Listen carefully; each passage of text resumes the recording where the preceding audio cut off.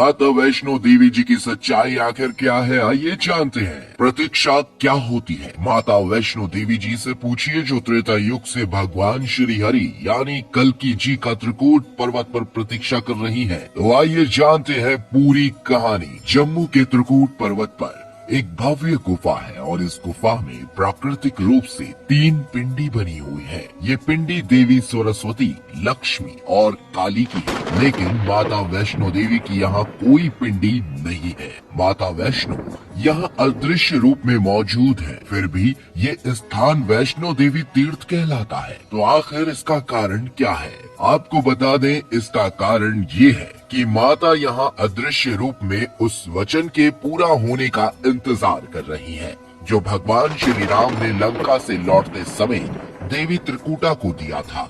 इस संदर्भ में एक कथा काफी प्रचलित है। धर्म की रक्षा के लिए भगवान विष्णु के अंश से एक कन्या का जन्म दक्षिण भारत में रामेश्वरम तट पर पंडित रत्नाकर के घर हुआ था। 9 वर्ष की उम्र में जब इन्हें ये पता चला कि भगवान विष्णु ने राम के रूप में अवतार लिया, तब देवी त्रिकूटा ने राम को पति रूप में पाने के लिए तपस्या शुरू कर दी थी। सीता हरण के बाद भगवान राम जब सीता को ढूंढते हुए रामेश्वरम तट पहुँचे तो यहाँ राम और त्रिकूटा की पहली मुलाकात हुई। देवी त्रिकूटा ने राम को पति रूप में प्राप्त करने की इच्छा प्रकट कर डाली। भगवान राम ने देवी त्रिकूटा से ये कहा कि मैंने इस अवतार में एक पत्नी व्रत रहने का वचन लिया है।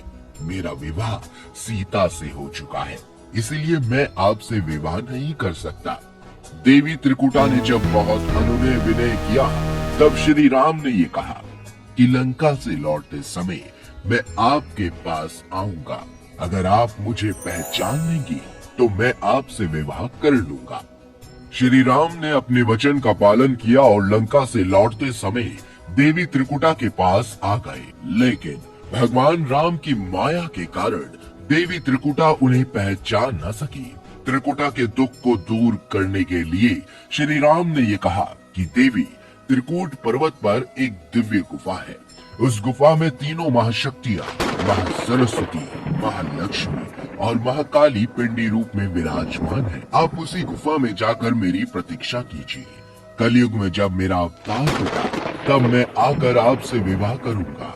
तब तक महावीर हनुमान आपकी सेवा में रहेंगे और धर्म की रक्षा में आपकी सहायता करेंगे।